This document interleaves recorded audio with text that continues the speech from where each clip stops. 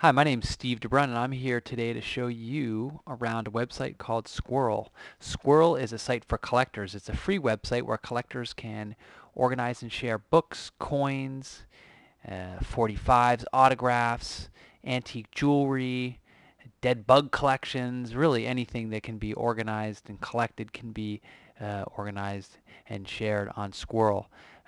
So check us out at www.squirrel.info.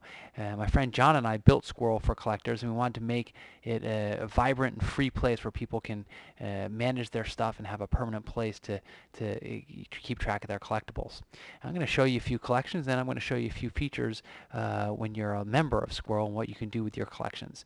So first, let's take a quick look around at some of the collections that are publicly available. And collections can be public or private, so if you have something that's valuable, for example, or something that you just don't want to share with the public, you can easily make a collection private. This is a collection of panda bear stamps. So stamps collected in the theme of panda bears, which is pretty interesting and unique. You can see we have this cool little rollover feature that allows you to peer into a collection without actually clicking through the individual items.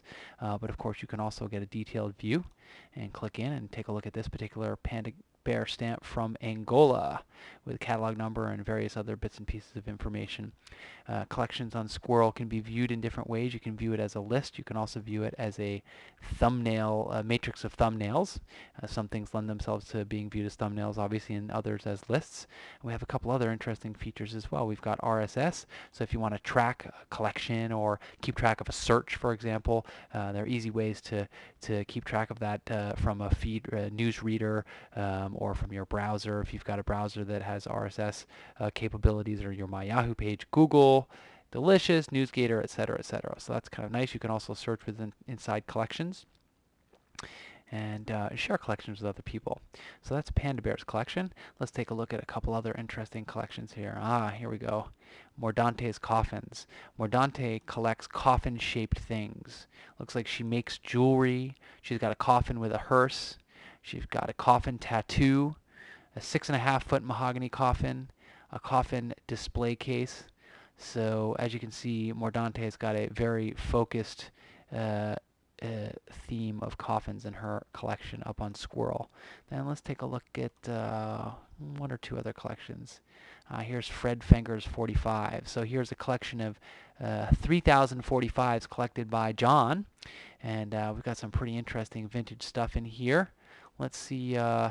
He's chosen to display the collection in the thumbnail view because of this uniform format and the great imagery on these collections that really speak for themselves. Here's a fine 45 Engelbert Humperdinck, The Way It Used to Be. So you can see you can really collect and organize anything and share it with the world. Another nice thing about collections on Squirrel is you can comment on collections, and of course if you have a collection you can limit comments, you can delete comments that perhaps aren't working for you, but it's a nice way to get to know people and for people to have a kind of a public forum for discussing the cool and crazy things that you may collect. So you can see the comments here on this Fred Fingers 45 collections. So some other things that we've seen on Squirrel and that we hope to more people throw up are rhinestone jewelry, book plates, cigarette packs from Soviet Russia and Africa and Southeast Asia, lots of autographs, and even a dead bug collection. So really, there's no limit to your imagination, and collections are a really cool reflection of people's interests, loves, and personality. So if you got something you want to put up, this is a great free way to do it. So I've just logged in now, and I'm going to show you what it looks like from the point of view of somebody who's got collections and who are managing their collections. So this is a collection of paintings from Norway that I've got here, and as you can see, I've uploaded a bunch of paintings, and I can view my paintings again in a list or in a thumbnail. I think this looks nicer in a thumbnail format, so perhaps I'll change the default and tell it that I want to view it as a matrix instead of as a list, and save my changes, and then I see it as a matrix instead. And why don't I add a couple items to my collection while I'm here? I think that would probably be worth my time. So as you can see, we have lots of different categories of collectibles that you can throw up on Squirrel. Looks like we've got about 30 at this point, and the list is growing every day. So everything from autographs to advertising collectibles to antiques and beanbag toys, music. We've got some cool and easy import features from Amazon.com. So if you've got things like movies and books, DVDs, video games, you can quickly assemble a collection within a matter of minutes. You don't have to upload photos or anything. You can just suck it right in from the database and then start adding comments and tags and stuff like that. I'm going to add a couple sketches, pieces of art to this Paintings from Norway collection. So I'm going to add in a batch upload, so I can add up to 5 at a time and kind of speed things up, make it a little bit more frictionless. And let's see, let's add this painting. And let's see, this is a monastery. And then let's choose one more file. Let's see, all right, this is landscape watercolor. And then upload this and take me to my collection. Get my little progress icon here, the squirrel acorn, and then boom, got the two things that I just chose to upload and add to my collection, and then I can view them in a larger view.